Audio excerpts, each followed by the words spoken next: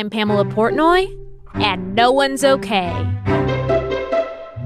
Sounds so dumb. No, it doesn't. Sounds great.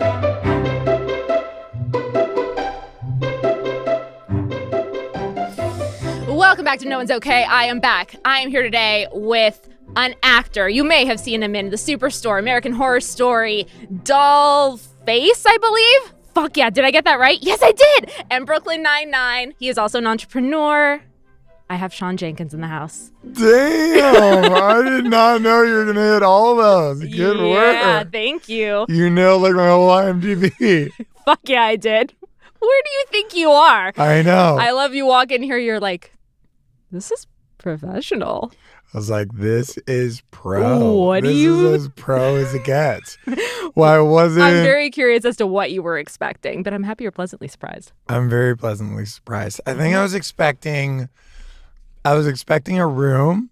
Good. I was expecting possibly a home situation. Yes. I was expecting maybe we were going to be having like a meal in your kitchen, and then all of a sudden you would just throw a mic on me and then we would get to going. Like, what is it called when people mic themselves eating? Is it like mukbang? Oh, where you're Am I doing pronouncing like... it wrong? Where they're just like doing sounds? Is that like some sort of like a weird binaural beat like No. type deal? I feel like people just like listening and watching people eat. Oh, yeah. Like it's That ASMR, is but a different kind. That is a thing for sure. That's not what we're doing today. That's not what we're doing. No. But that's kind of what I was picturing. I was picturing you eating just like a large steak and me watching. Great. Very good. So from that to this, it's a huge jump. It's a massive I'm jump. so happy you're pleased. Yeah, but I'm still not okay. Good. You're acing it so far. Am I doing well? Very well so I'm far. so glad that the prerequisite is to just not be okay.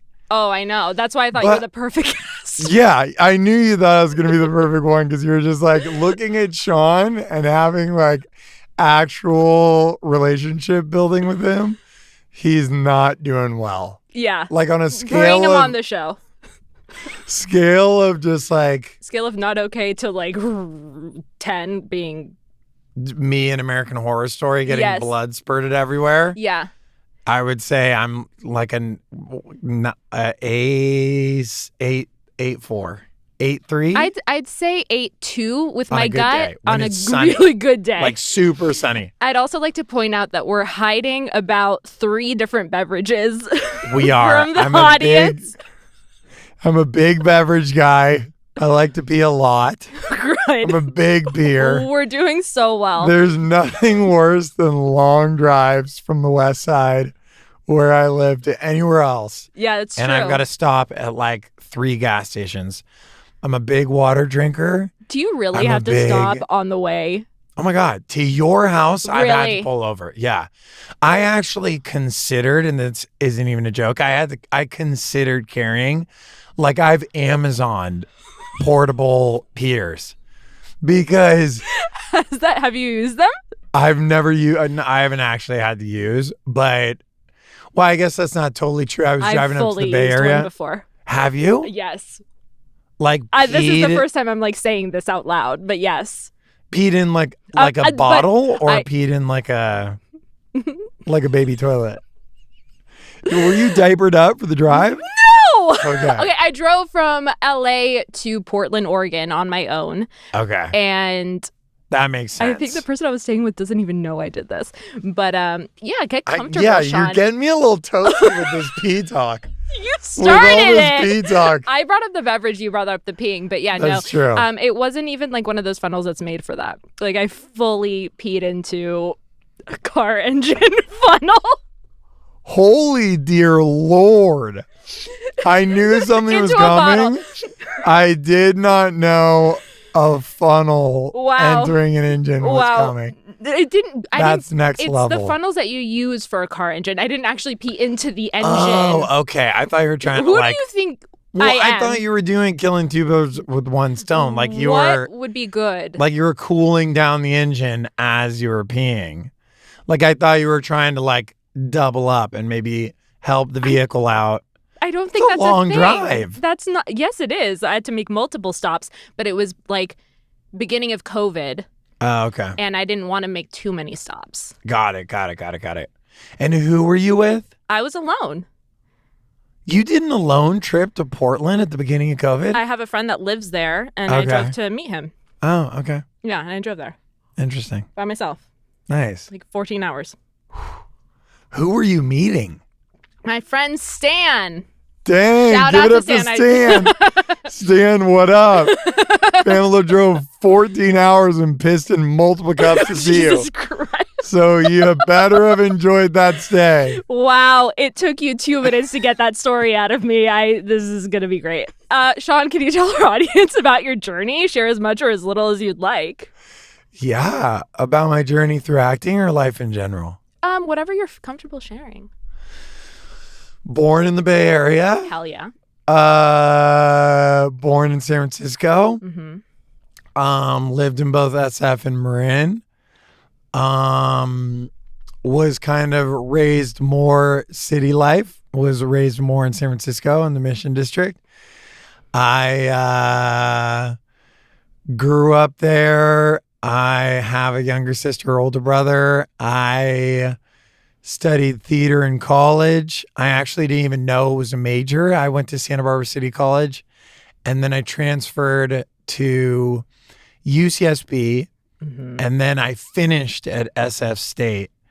And I actually didn't realize theater was a major. Yeah. And then I took a summer program, or no, I had to do an elective, and one of them was theater. So I was like, oh, this will be easy.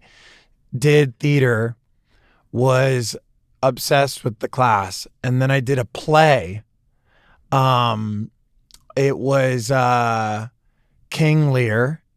Yeah, who were you? I was if I were a rich man, a bitty bitty bitty bitty bitty bitty bitty. Oh wait, am I mixing them That's up? Fiddler on the Roof, Oh Sean. my gosh, sorry. You were Tevye in King God. Lear. I was Tevye. We're off to a great start. Tevye and Fiddler on the Roof. But I will say, I murdered that song, and that's the only song I'll ever murder. That is like the shining beacon moment that you think of when you think of college, your college theater experience. My college theater experience. And from then on, I switched majors and stuck with that. Mm-hmm. Then finished, went to American Conservatory Theater. Mm-hmm. I tried to get into their MFA, didn't accept me. Mm-hmm. I love a good rejection story from the grad schools because I also got rejected from multiple. I think I applied to ACT as well. Yeah. You did. I think we did. Yeah. Thank you. You did. I remember your audition. I'm gonna go to you. It was absolutely right. Whatever. I can't remember something about my life. No, I'm serious. No, but yeah, it was. That was an interesting one because they had us do. It was like 2 Shakespearean monologues and then 2 contemporary monologues. Yeah. So yeah, didn't get in. However, got scholarshiped for the intensive, the summer training congress. And then after that, they were like, okay, would you like to stay for the Shakespeare? And so I stayed for that intensive as well. So in all, it was like 6 months at American Conservatory Theater. It was probably one of like the best times of my life. It was literally 9 to 5 every Monday through Friday of theater, of literally acting. So it was like a dream. Dialect, movement. We were doing like Meisner. My movement coach was so incredible. We were doing like the most wild stuff while bringing in text analysis, text breakdown, like the whole 9. Mm-hmm. And I think I really found what it was like to actually be another human being and understand human behavior and be like, why do we do what we do? And that's what started turning me on. And that's what started getting the gears going. And then I think from there, I had excellent peers. I mean, love some good old theater nerds. I think I stuck out a little bit because I was just this large male who basically had played sports and done, like martial arts most of my life. So I was like this big guy, and I was surrounded by not like little people, but it was, theater crowd, drama crowd can be just a little bit different. Very different groups that you're Totally. hanging out with. I remember when I was in high school and I was playing basketball and lacrosse and cross country, like the people I'd hang out with and I loved everybody at my school, but it was just various different vibes in the different groups happening. 100%. Yeah. 100%. I mean, it was basically going from like, not jock mentality, but a little bit, it's like waking up 6 a.m. lifting, and then you're going playing sports, and it's locker room talk. It's just a whole different vibe. Then you go to theater, and it's more like eclectic and poetry, and people are into singing. And I just internally had zero clue how much more I vibed with that circle. Mm-hmm. I had no idea. I had somewhat of an idea that I had this like artsy kind of internal, but it just hadn't been able to be exposed yet. Did you ever write poetry growing up? I did. Okay. I had a poetry. Did we talk about this? No, we didn't. I just guessed. I had a poetry teacher in 7th grade. And she was like pivotal in my life. Really? Yeah, because I had no idea about poetry. And then all of a sudden it was like kind of writing about your deepest, darkest, internal self in poetic format. And I kind of, found myself a little bit in that. I love that. Yeah. And that was the beginning of I think kind of experiencing art in a performance way. Mm-hmm.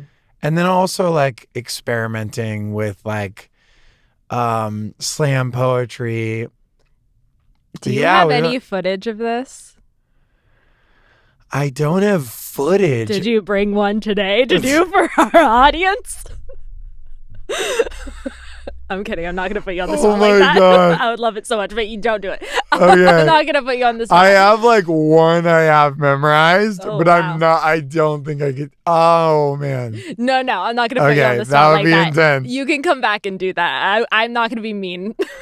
That's amazing, though. I love that. Yeah.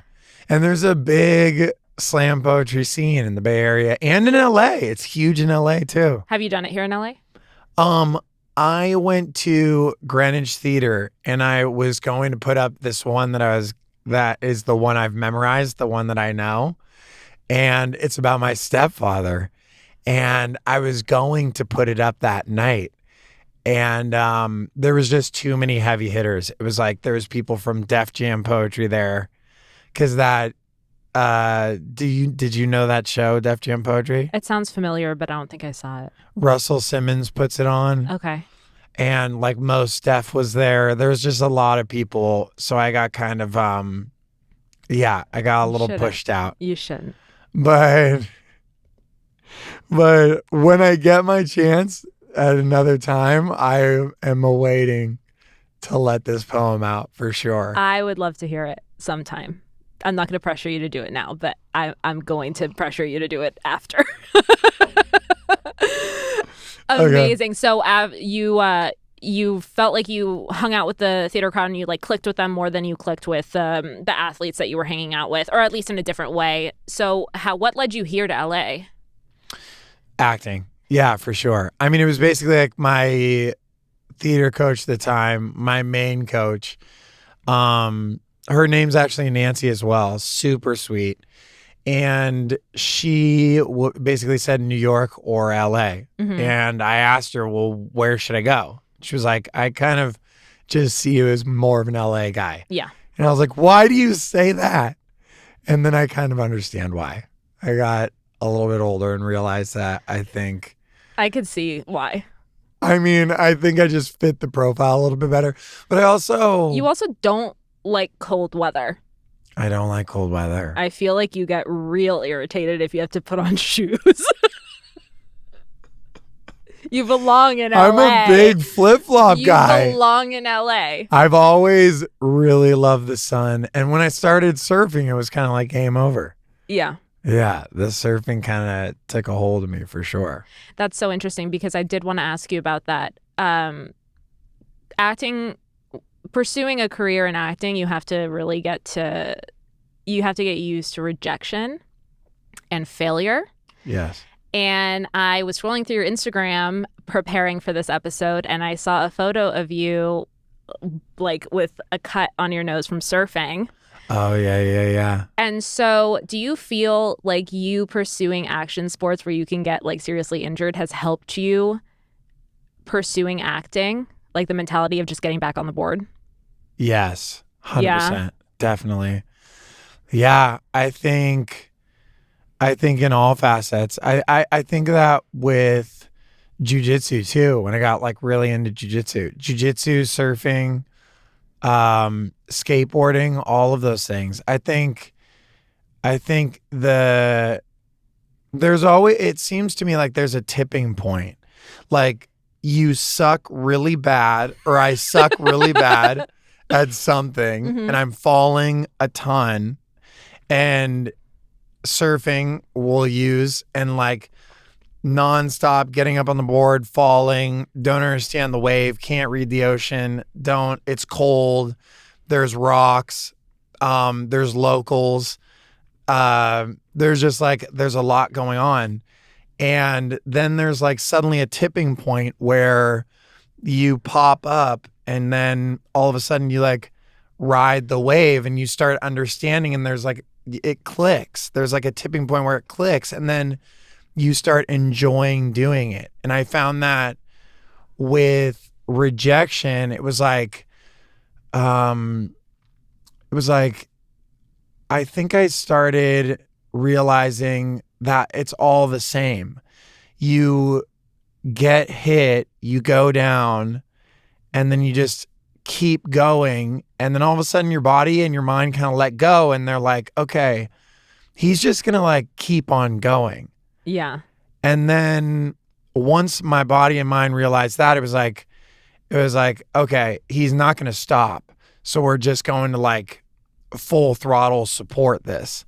And then I think it's definitely helped. I think it's like caused the mentality of like, no matter what, there's a level of dedication where it's like, yeah, I'm gonna do this. I'm gonna do this until I like. You start to thrive off of that.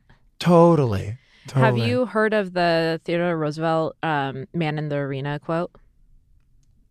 It's like my favorite. Really? Yeah. Amazing. That's what you were just reminding me of. That's some me Brene Brown activity right there. Yeah.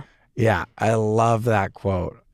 Oh my gosh. Yeah. Excellent. I love that quote. I'm so happy you know it. I wish I could just bust it off the top of my head. I know. Trying because I just don't know the order but of it's any like, of it.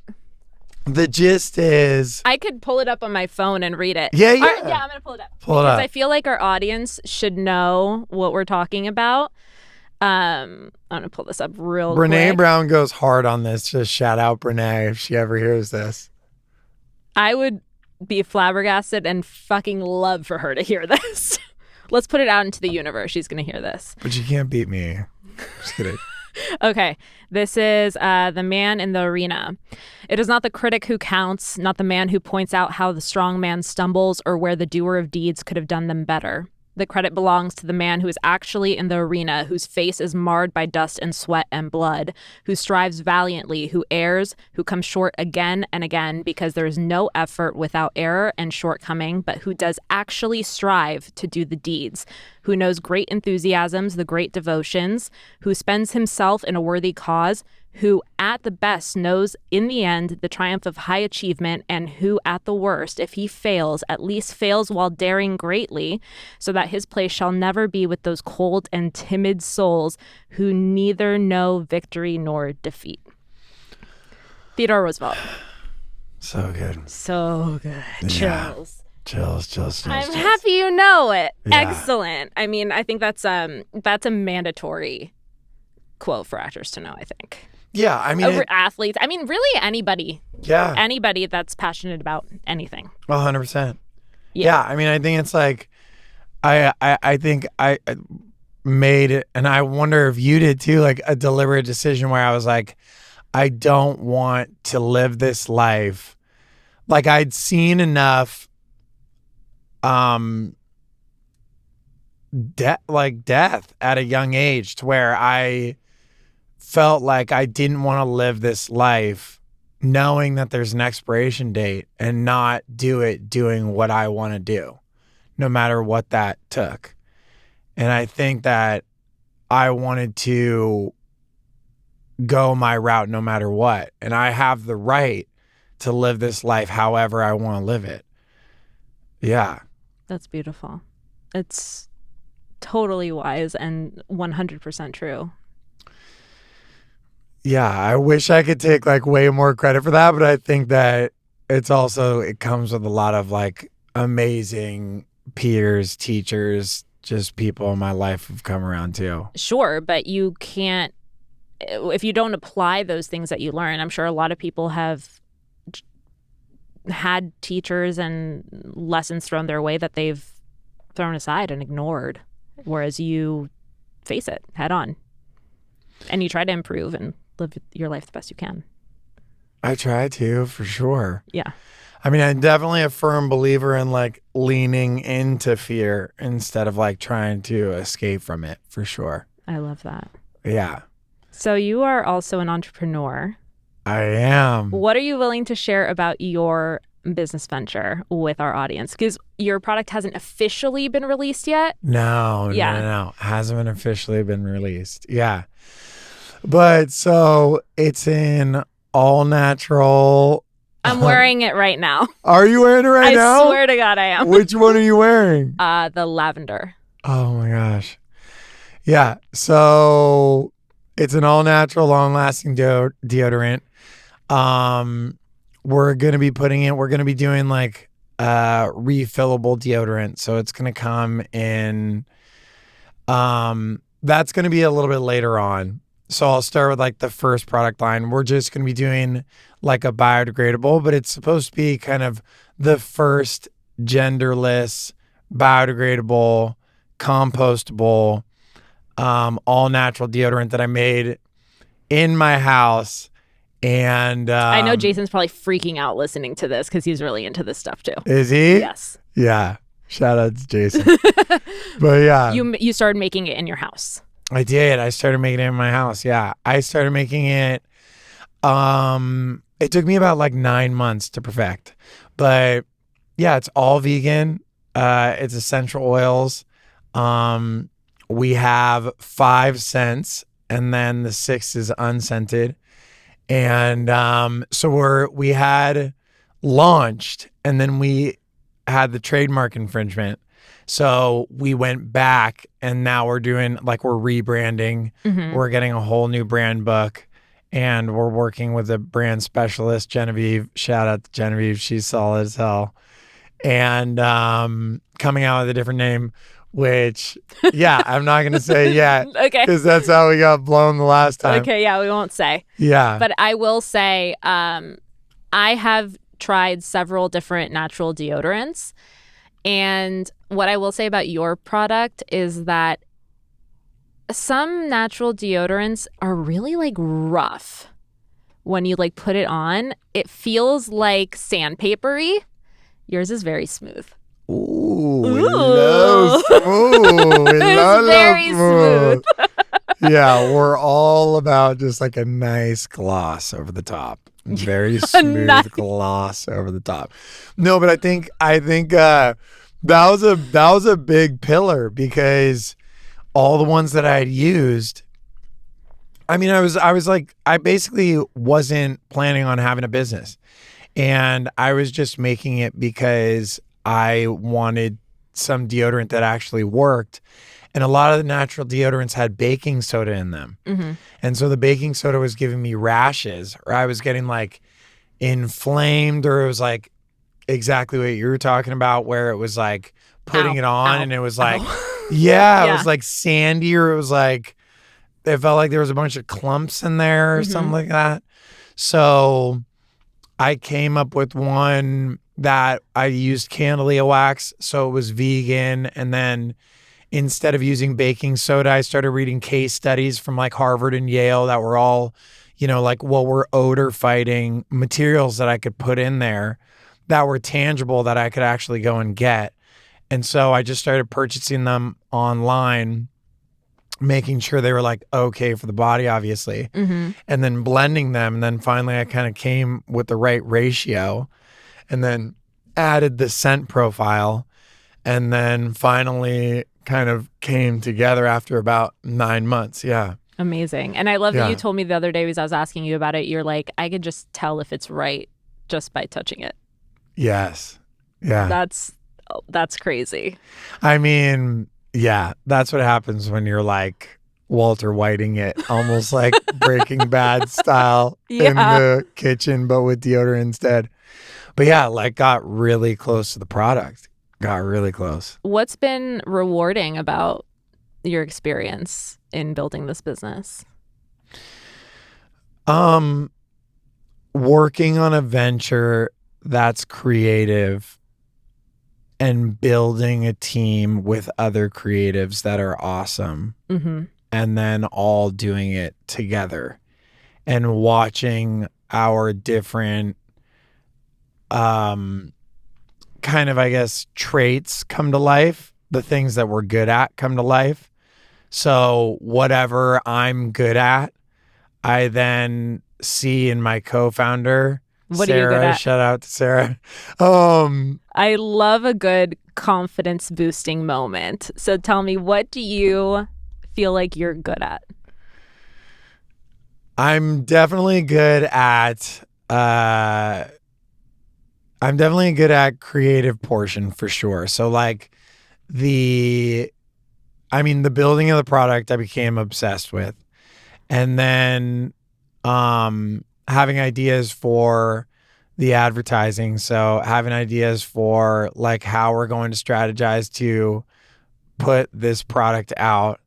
For some reason I got like really into the operations of it too. So like making sure like talking to a lawyer, like contract manufacturer, making sure that everything was going to be like operationally working and kind of spearheading that. And then noticing that I wasn't good with the financials, with the spreadsheet. And like, again, a little bit like that tipping point where I just like, I grinded it out every day until I like finally kind of got good at it. And now I consider myself good at logging and keeping a spreadsheet and making sure everything's finite. And I think I'm good at representing the brand. And Hell like, yeah. I would say you are. I think I'm good at sales for Yes. sure. Sales Amazing. is a strong point for me. Amazing. Yeah. I love, people get so uncomfortable when you ask them a question like that. So Yeah, good job that was in like answering uncomfortable. it. Were you? Yeah. Okay. That like I like felt that in my like in the Are you not okay right now? I'm like, am I just sweating? Am I drenching everything? You're doing so well. You meditate every day. I do. How'd you get into that? I was kind of born into like a little family dynasty of meditators. Well, my dad was an intense guy. My dad was like an aggressive dude. And he was a businessman. He was an intense businessman. He was ruthless, like pretty ruthless inside the household and outside the household. He started going to this place called Spirit Rock, which is like a little bit outside of Marin County. And Jack Cornfield is one of the guys who started it. And So he started going there and he started having a practice, and he had this practice that he would do for an hour and a half every morning. And I was a kid and I used to like watch him. And then I found it actually, I was getting into trouble. I was getting into a lot of trouble. I was a little bit of a, growing up in the city, I was definitely didn't like to be, I got in like some issues, and I was not in juvenile hall, but kind of like a juvenile type situation. And a guy named Noah Levine came into my life, and he started teaching me how to practice meditation when I was like 13. Really? Yeah. And then I kind of formulated a little meditation practice every morning since then. And then Since you were 13? Since I was 13, but I did take like a break from probably like 16 to 20 and then was reintroduced to it. Wow. Yeah. It was actually interesting. I was reintroduced to it when I moved to when I came down to LA to visit. I was auditioning for something, and Noah Levine was like hosting a little baby retreat. And so I did his retreat, which was for 3 days, and it was a silent retreat, and I got reintroduced, and then I started doing it again. And then my older brother, he lived on an ashram for like 6 years in India, and then 6 years back here in the States in San Ramon, California, and then met his wife there and has a child. And then they moved off the ashram because they had a baby. And my mom started meditating after the divorce, and because she had her own struggles. And so it really just circulated in the family. Yeah. It was like kind of easy, to pick up. Everybody seemed like they were doing it. I was going to say, I feel like it takes a lot of discipline to like do that at a young age. You know, I guess it's really cool that you were able to build the habits from a young age. But I think for like a 13 through 15-year-old, the last thing I feel like a lot of teenagers would want to do is to sit quietly and reflect and breathe. Yes, I would say you're completely right. I would say that you're as right as how hard it is for of 1 a to 10. 33. Right, am I? From a scale of 1 to I do not want to sit in a dark room with lights off, my eyes closed, but just listening to my mind ramble, I would say a 1200. No, but yeah, I mean, it was like literally like, it was like a nightmare for a little while, because I'm like sitting there, and the thing is to like watch your thoughts, is to be the observer of your thoughts. Without judgment, which is hard for me when I meditate. Exactly. I judge the shit out of myself. Oh, dude, I will fucking break my... Can you swear? Of course you can swear. Okay. Who do you think you're talking to? Yeah, I will smash my life into shreds. I will obliterate myself in my mind. So it was good for that too. It was good for like all the negative self-talk and like all the just ongoing negative monkey mind that's just like jumping all over the place, to like really focal in on like just my breath. And like the thing about having that third party, which is your breath, is it's like the only ongoing thing from beginning to end. So from birth to death, it's really the only ongoing thing that you can guarantee on. So it's like focusing on this one thing that really is like your survival mechanism and never ending, and choosing that as your poignant place, and then building compassion for your mind, so that like whenever you go off a little bit and you drift into thinking about like, what am I going to do tonight? Or Pamela's looking kind of good, or whatever the thought may be. You think like, that's the thought that's going in my head when I'm meditating? No, I look really good for right myself. I'm speaking for myself. Or like, what are we going to do in acting class? Whatever it is, like, but then like coming back compassionately, like, it's okay. You had a thought. We're labeling a thought. Now bring it back to the breath. Yeah. And doing that over and over again is like the mind discipline. Yeah. I love that so much. I recently, and I'm not going to say outright that you were the one that inspired me to start doing this, but I'm going to insinuate that you were the one that inspired me to start doing this. But I have been waking up earlier. Because full disclosure, he's been my scene partner for a while, and this man gets up at like fucking 5 a.m, and you gotta meet to rehearse. And I would wake up at like 10:30 because I don't sleep till like 3 or 4 in the morning sometimes, or I used to. Now I'm a new woman, but I'm a new fucking woman now. You're a new woman that's rebirth. Has come to the light. I have emerged from the canal again. Yes. She came out of the canal. My mother is watching this. Yes. And she's like, Pam, please do not refer to the canal. Can we not go to the canal again? Can we not go back to the pelvic region? But I felt like garbage. Like I'd read your text like to set up rehearsals, and I'd be terrible. like, this guy is up at 6 a.m. And I'm like, what am I doing with my life? So now I get up, I make the coffee. You're doing a ton with your life. I understand, but what I've realized is that I could get so much more done than I thought I could get done before noon. Whereas before I was just trying to still wake up.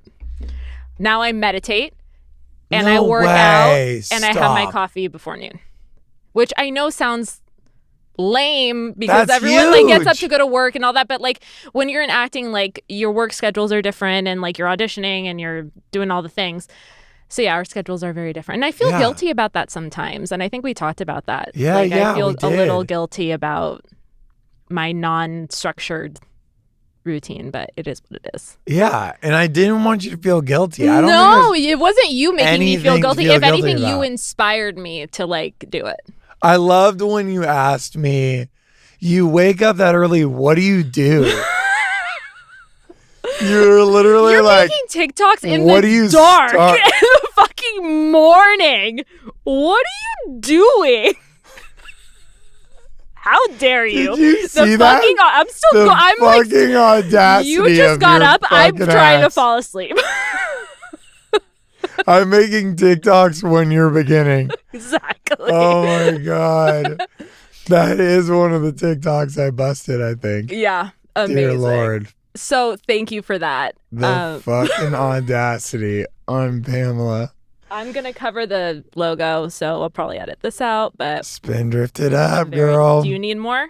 I think I stole yours. Here. Did you jack me? I totally took yours. Pamela. I'm so sorry. First you drive like a maniac. Do you need to pee at one? I didn't drive like a maniac. I am an incredible You were drifting at every corner. You know what? That's actually my dream. Me. I was just like this on either. No, that's you when I drive with you. We have a segment on the show. Okay. Called Silly Questions to Take Super Seriously. Okay. And I have a feeling you know what I'm going to ask you, but... I don't. I have absolutely no idea, actually. Here's a silly question that you need to take seriously. What's your favorite on-screen kick? And you can't steal my answer. Take your time. Damn, take your that's hard. sweet ass time. Wait, I can't do the Matrix one because that's yours. That's not mine. You can do the Matrix one. I told you okay. what mine is. Keanu Reeves. No, you. Wait, no. Yeah, you said me. Yeah. You're allowed to say Keanu if you want. I can say Keanu. Okay, Keanu in the Matrix. Excellent. All right. I love that so much. Mine is Sean Jenkins in American Horror Story. That is that actually true? I want to we need to have a lie detector. Fucking jazzed when I saw that. I can't even tell you. I love how like that was what you came with me. You're like, I was like, yeah, sure, you're acting, whatever. But did you see the fucking kick? You're like, Sean, sick. Yeah, you had a couple of lines. Super dope. Your kick, you just fucking nailed that. Like, Jesus Christ, that was the best kick in cinematic history. Very good. You guys need to check out No response. What episode is it? It's season 10, episode 3. Yes. Check Sean out. Check me out. All the cameras. Check him out. I'm not going to give anything away, but there is a kick. There's a kick. There's some blood. There's some talk. Macaulay Culkin and I chatted out. I'm trying to drown Macaulay. Yeah. Very good. You're giving it all away. Oh, shit. But watch it. Just watch it. It's very good. Okay. Well, you stole the Keanu Reeves one from me, but I am trying to think. I really liked Brad Pitt's in Once Upon a Time in Hollywood when he kicks the Bruce Lee guy. I'm going to have to rewatch Bruce it. Lee? Okay. I mean, I only saw that movie once in the theater, and it's not my favorite Tarantino. You have a problem with that? No, Are not you at obsessed all. with it? No, Everyone I'm not. loved It's not my favorite. It's not my favorite whatsoever. I liked it a lot. I just felt like everyone was obsessed with it. And I'm just like, Kill Bill Volume 2. Ooh. Say less. Say less. Is that your fave? What's your favorite? Out of Tarantino? I also just watched, I'm very late to the game, and I probably shouldn't even admit this, but I just watched Inglourious Bastards, and I very much enjoyed it. Oh, you did? Yeah. So that's numero uno. That's number one? I think Kill Bill 2 still is number one, though. Yeah. I don't know why. I think it's I love an angry chick. I love an angry woman. I love it so much. There is, you love just women that are just furious. Yeah. Furious women out for going. fucking revenge. Ready to kill. Yeah. Murdering other people. You love a woman murdering other people. I think mine... On screen. Mm-hmm. I mean, Uma Thurman's also a boss. Oh, yeah. I worked at a restaurant back in the day, and I tell you this, Zoe Bell was I don't think you mentioned this. a regular there. Okay. And she was Uma Thurman's stunt person her whole career. So she did Kill Bill? All the Kill Bills. And I didn't know who she was. And somebody was like, you know who Zoe is, right? And I was like, no. And she's like, the stunt person for Uma. And I was like, the Kill Bills? Oh, that's fucking badass. You would have like, yeah. Yeah. You would have been... I would have been what? You would have been excited. Okay. You would have been happy. You would have been very, very large smile. Very good. Yeah. Sean. Yes. Are you okay? I'm good. No. My flummox? Oh, no. I'm not okay. I'm never okay. What's going on in your life? I literally, it happens to every single guest because I catch them off guard and they're like, fine, I'm fine. I'm like, no. No, you're fucked You're up. not. You're demented. You're delusional and you got problems. What's going on? I have abandonment issues. No. What are you doing better than okay? What are we going with here? How deep do I get? You want me to like... I didn't know we were going there. Shit. I didn't know how far down the rope to go. Okay. Good. Wait. Am I okay? Yeah, like what's going on in way? your life? Are you doing better than okay or worse than okay? Okay is like bland. It's okay. It's not interesting. I want to have a real conversation about how you're feeling. Okay. I mean, my life's probably the best it's been in LA. Fabulous. Yeah, but do I find issues all the time? Do I like have issues nonstop? I mean, I think that it's a loaded question. I don't want to be long-winded, but I have like the biz is going well. Mhm. Starting the business is probably one of the best things ever because it got me like being creative. It got me doing something. It got me like waking up, feeling good, starting off doing something other than acting because you're kind of just waiting around unless you're making something. This is why I started the podcast. Literally started the podcast. Yeah. Literally, I Because I think know how that feels. everybody should start some sort of, honestly, I feel like every actor should start some sort of venture besides acting Yeah. because it's just going to be like too much waiting around. Yeah. You'll drive yourself crazy. Drive yourself crazy. Yeah. Yeah. Since American Horror Story, that happened in late March. So that was fab. And then auditions have been coming in.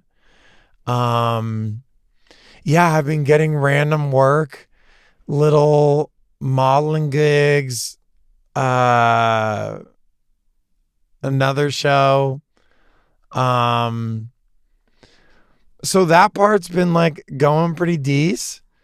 I think that personal life is like a whole different deal. That's probably where I catch up with the most issues. Okay. And so a blend of like not okay and okay, I would say. I love that. Yeah. Sean, where can our listeners follow you? They can follow me at Sean Jenkins on Instagram. Mm-hmm. They can follow me on, dang, what the hell's TikTok. Oh, they can follow me at Sean Jenkins on TikTok. Mm-hmm. They can follow me on, What about your company?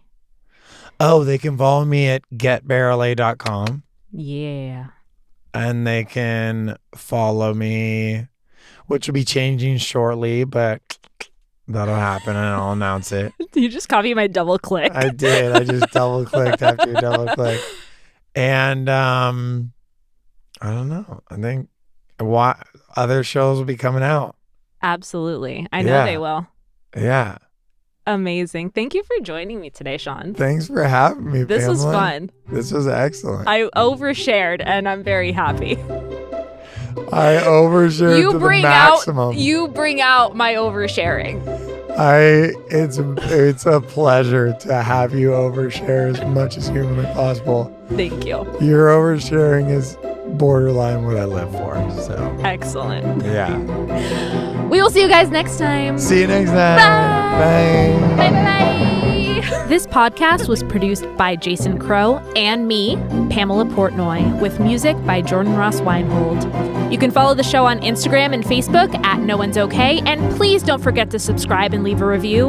We love kind reviews. No One's Okay is also on YouTube, so if you want to see our faces, please subscribe to our channel.